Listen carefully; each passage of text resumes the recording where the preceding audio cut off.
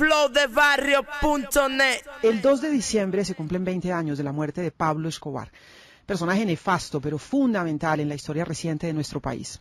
Es importante entender lo que significó, lo que ocurrió en su época y lo que ha venido sucediendo después con esa pesadilla del narcotráfico que tanto ha golpeado a nuestro país. La figura de Escobar y la cultura de la mafia que vino con él transformaron nuestra sociedad, nos sumergieron en una carrera por el dinero fácil, en una carrera del todo vale de la cual no hemos logrado salir. En el año 1988, cuando él permanecía en la clandestinidad, cuando se vivía la época de la llamada guerra de carteles, tuve la oportunidad de entrevistar a Escobar cuando trabajaba como reportera para la cadena Todelar. Hemos decidido publicar hoy esta entrevista, que esperó 25 años para ser conocida, porque consideramos que puede tener hoy un valor histórico y que al escucharlo pues nos puede hacer pensar en lo difícil que resulta a veces evolucionar. Hace 25 años hablamos con Escobar de los dineros del narcotráfico infiltrados en la sociedad, de la narcoguerrilla, hablamos de diálogos de paz, de la violencia que genera el narcotráfico, de las masacres, del debate de la legalización. Muchos de estos asuntos, 25 años después, siguen ahí sobre la mesa, pendientes de solución o de debate. Mucha sangre ha corrido en este tiempo, el propio Escobar fue abatido 5 años después y la pesadilla no termina. Tenemos aquí esa entrevista que decimos esperó 25 años para ser conocida. Aquí está. Bueno, la primera pregunta parece que es obvia, y es porque después de muchos meses de haber guardado tanto silencio, pues por fin ahora decidí hablar en primer lugar. Entonces es una pregunta como en dos sentidos. ¿Por qué tanto silencio durante tanto tiempo cuando todo el mundo ha hablado de usted, cuando todo el mundo muchas veces pone cosas en boca suya y se habla de todo lo que hace y usted no dice nada? Como muy callado, y ahora va a hablar. Bueno, ¿por qué? Bueno, yo siempre había decidido guardar silencio porque yo considero que si me pongo a dar explicaciones de todo lo que se me acusa y de todo lo que se dice de mí, sinceramente no tendría tiempo para dar todas esas explicaciones. Bueno, empecemos hablando por uno de los temas más recientes en los cuales se ha visto involucrado, y es en concreto el problema de las masacres. Es tal vez una de las últimas indicaciones en las cuales aparece su nombre. ¿Qué tiene usted para decir sobre esto? Eso es lo único que me hace enfrentarme de nuevo a los micrófonos para manifestarle al pueblo de Colombia que me conoce y que me apoya, que soy ajeno a todas esas acusaciones que son tejidas por ciertos intereses que se han formado contra mi persona, pero todas las personas en el departamento de Antioquia saben que yo no tengo intereses de ninguna naturaleza en las regiones donde se han sucedido esas masacres. O sea, no tengo intereses en Urabá, no tengo intereses económicos en Córdoba y tampoco tengo intereses económicos en Puerto Boyacá. Soy ajeno a esa situación. Soy inocente de esas acusaciones y repudio todo lo que se trate de masacres y asesinatos colectivos. ¿Pero de dónde considera entonces usted que vienen ese tipo de sindicaciones? Es decir, ¿tiene que haber algún origen, tiene que haber alguna razón para que termine su nombre involucrado en esto? Sí, como le digo, hay personas interesadas en hacerme daño y hay personas interesadas en enfrentarme con la izquierda. Hay personas que cuando les conviene decir que yo estoy vinculado con la izquierda no tienen ningún límite en sus palabras para expresarlo así. También a veces me sindican de estar aliado con la derecha, de manera que no hay ninguna consistencia en estas acusaciones. Unas veces soy de la izquierda y otras veces soy de la derecha, y unas veces actúo contra la izquierda y otras veces actúo contra la derecha. O sea que eso no tiene ningún sentido, no tiene ningún valor jurídico. ¿Y cuál es la realidad? Es decir, usted me toca un tema que yo venía pensando para más adelante. Se ha hablado de relaciones, incluso se acuñó un término ya que es de vieja data en el país, la narcoguerrilla. Pero por otro lado se dice también que hay apoyo a grupos paramilitares, etcétera, sectores de derecha. ¿O es que se está con el que más convenga, o cuál es la realidad frente a ese tipo de relaciones? No, la realidad es que yo soy una persona muy respetuosa de las ideas ajenas. O sea, yo respeto las ideas de los demás. Si yo veo que la gente de la izquierda tiene ideas que le convienen al país, yo no tengo ningún problema en apoyarlas y respaldarlas. Y si veo que la gente de la derecha también tiene ideas que le convienen al país, no tengo ningún problema en apoyarlas y respaldarlas. Pero de todas maneras yo no tengo por qué matricularme en ninguna corriente. Yo simplemente soy una persona que respeta las ideas de las demás personas. Esta es la entrevista inédita que nuestra directora Yolanda Ruiz le hizo a Pablo Escobar un día de agosto de 1988 y la oímos aquí en RCN, nuestra radio. En el siguiente segmento se le pregunta por los diálogos con la guerrilla y la extradición, temas que eran muy de ese momento. Bueno, ya que tocamos un poco el tema de la guerrilla y de todo esto, hay un tema muy de moda en el país y es todo lo que tiene que ver con el diálogo. se ha propuesto diálogo con la guerrilla, de hecho se han realizado ya algunos avances y dentro de todas estas reuniones alguien propuso que ustedes también debían entrar en ese diálogo, porque son parte del conflicto social y político y de orden público que se vive en el país. ¿Cuál es la posición que tienen en este momento o que tiene usted personalmente, como sea, frente al diálogo, frente a la negociación? La última vez, no sé si estoy equivocada, pero la última vez que se habló de diálogo fue la reunión de Panamá con el expresidente López y con el procurador. De allí a esa época, hasta ahora, ¿qué ha pasado? Sí, nosotros siempre hemos estado dispuestos a dialogar. Históricamente lo hemos demostrado desde el año de 1984, cuando se le propuso al gobierno nacional un diálogo que habría evitado sinceramente mucho derramamiento de sangre en el país. Es decir, todos estos conflictos de la extradición se habrían podido evitar si hubiera habido un diálogo que se propuso desde hace 4 años. Nosotros siempre hemos estado dispuestos a dialogar y yo considero personalmente que la falta de diálogo es la causa principal de la violencia en el país. Bueno, ¿y diálogo en qué condiciones? ¿Qué es la divergencia? Parece que todo el mundo está de acuerdo en que hay que dialogar, en que hay que negociar. ¿Pero en qué condiciones? Es decir, un diálogo implica que cada quien cede una parte de lo que tiene. Sí, por eso se llama diálogo, precisamente. El diálogo no puede tener condiciones, el diálogo debe ser amplio e ilimitado. ¿Qué están proponiendo ustedes? Esa vez que hablaban en Panamá habían ofrecido de pronto ofrecer algún dinero, en fin, la repatriación de capitales, etcétera, etcétera. ¿Tienen alguna propuesta en concreto que hacer ahora? No, nosotros nunca hemos ofrecido dinero. El problema nuestro es un problema de dignidad.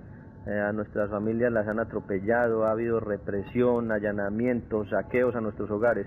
El problema nuestro no es un problema de dinero, es un problema de dignidad. Pero la actividad que ustedes hacen es ilícita, de todas maneras. Bueno, yo personalmente no sé por qué dice usted actividades ilícitas. Pues a veces a mí se me acusa de narcotráfico, pues es una actividad que por el momento, históricamente, digámoslo así, se ha declarado ilegal. Es ilegal por el momento, pero a la larga y al futuro se va a demostrar que tiende hacia la legalización. ¿Están de acuerdo ustedes con eso? Que es otro tema de discusión ahora, por ejemplo, en los Estados Unidos y aquí mismo en el país.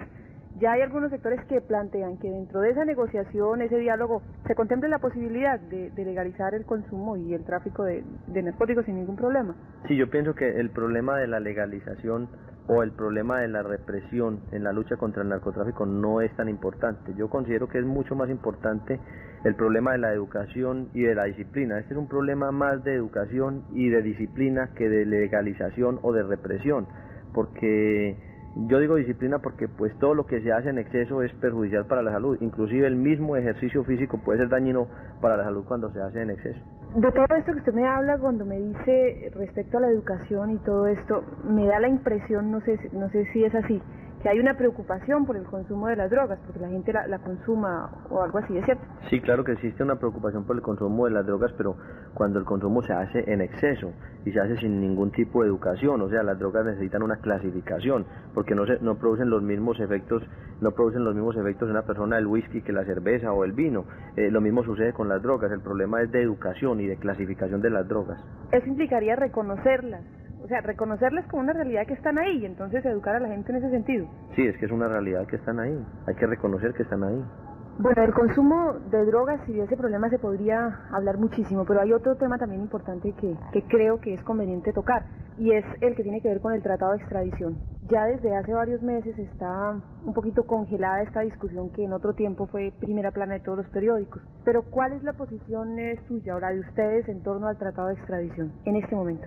Sí, mi posición en torno al tratado de extradición es la misma que tiene la gran mayoría del pueblo colombiano, es decir, estar en contra del tratado de extradición. Eso se ha demostrado en las encuestas amañadas de televisión, el pueblo está contra la extradición y mucho más después de haber visto la forma como se trata a nuestros compatriotas colombianos detenidos en las cárceles de los Estados Unidos, la forma como se violan sus derechos constitucionales, sus derechos humanos y sus derechos procesales.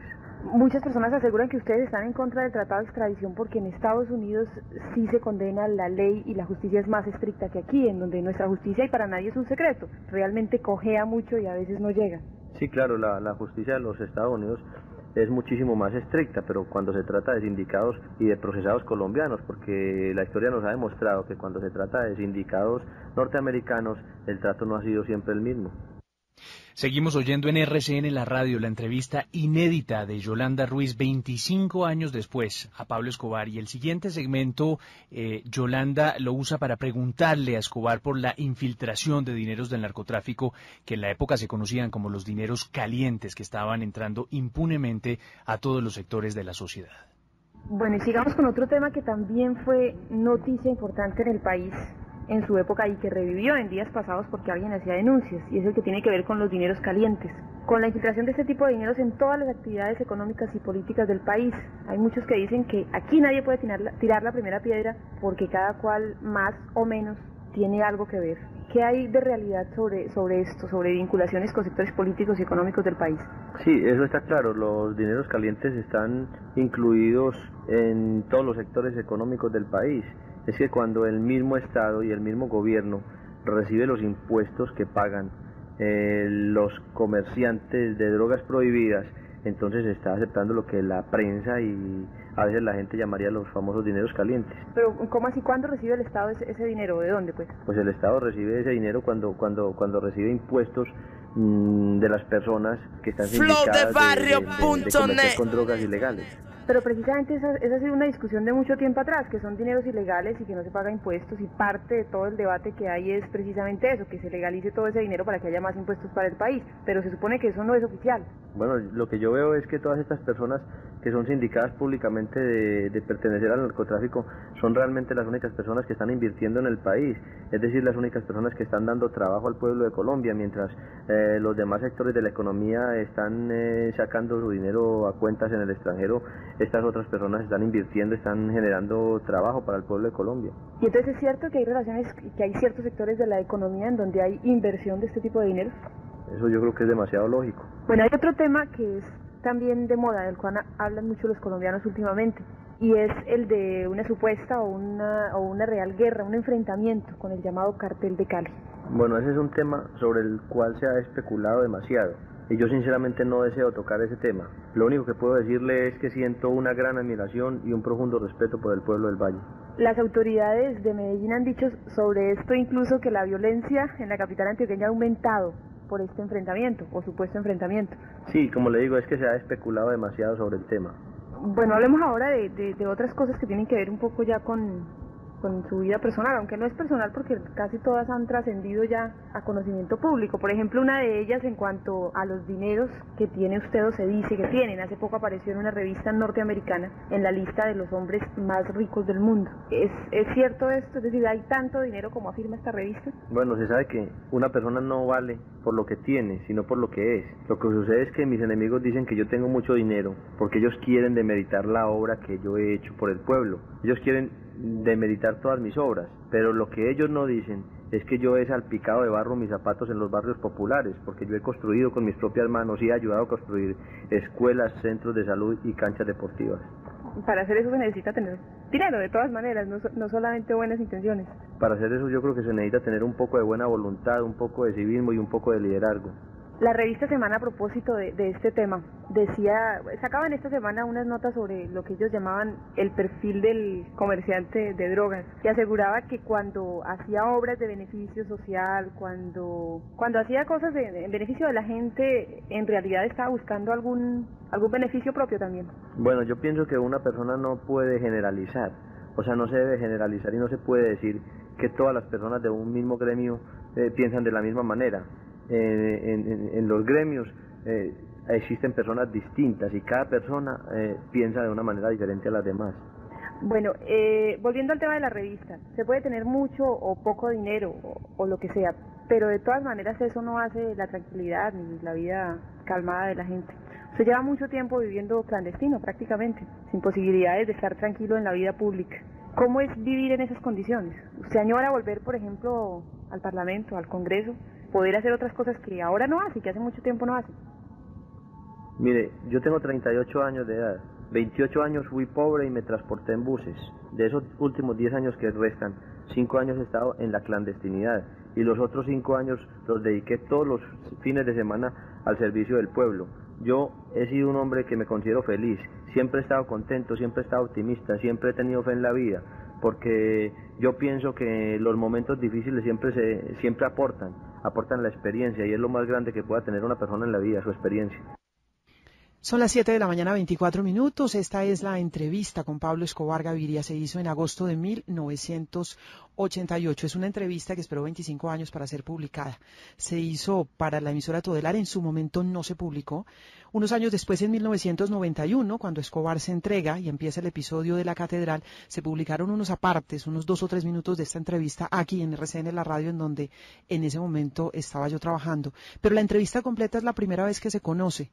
Y sí quisiera preguntar a mis compañeros de mesa, porque cuando la escuché después de tantos años me llamó la atención cómo muchos de los temas que se tocan en la entrevista siguen siendo temas de momento en Colombia. Y quisiera preguntar a todos ¿qué impresión tuvieron? Inicialmente, Alonso Salazar, que sabemos es un hombre estudioso del fenómeno de Pablo Escobar, como quiera, que escribió un libro, La palabra de Pablo, y tuvo que investigar y trabajar mucho el fenómeno, y además enfrentar el fenómeno del narcotráfico también desde la alcaldía de Medellín. Alonso, buenos días. Primera impresión. Hola Yolanda, muy buenos días. Pues primero, yo creo que esta es una felicitación que se merece usted hace mucho tiempo, porque hasta donde yo sé, es la única entrevista que Pablo Escobar decidió dar a algún periodista en todos los tiempos. Desde luego hay otras entrevistas, pero era que él tenía incluso su propio canal, su propia programadora en la ciudad de Medellín, y entonces tenía unos periodistas que le hacían entrevistas por encargo. Él se ofrecía. Él se ofrecía y las coordinaba y buscaba la manera. Así que este es un documento muy importante. Lo segundo que me llama la atención es que definitivamente Pablo Escobar es un retórico, tremendo retórico, y tuvo capacidad de embaucar a este país, a muchas personas, a gente que a veces desde la marginalidad pues busca este tipo de héroes tan siniestros. Y lo tercero, que parece el pasado en presente, ¿no? Túnel del tiempo. El túnel del tiempo, los mismos temas. Increíble lo que no evolucionamos, ¿no? Narcotráfico, cultivos ilícitos, política. Narcoguerrilla. Narcoguerrilla, sí. Rodrigo Pardo, primera impresión. Yo no había oído una entrevista tan extensa con Pablo Escobar y me parece realmente fascinante.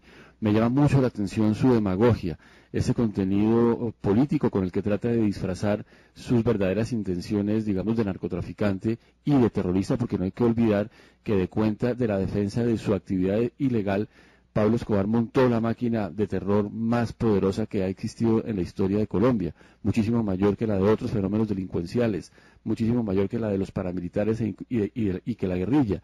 Pablo Escobar fue él y su cartel de Medellín el responsable del asesinato de Luis Carlos Galán, de los grandes magnicidios en Colombia, de don Guillermo Cano, un cartel que utilizó prácticas como poner bombas en un avión, flowdebarrio.net, decenas de personas inocentes que no tenían nada que ver con el conflicto, y sin embargo todo esto está arropado en un discurso supuestamente cercano al pueblo.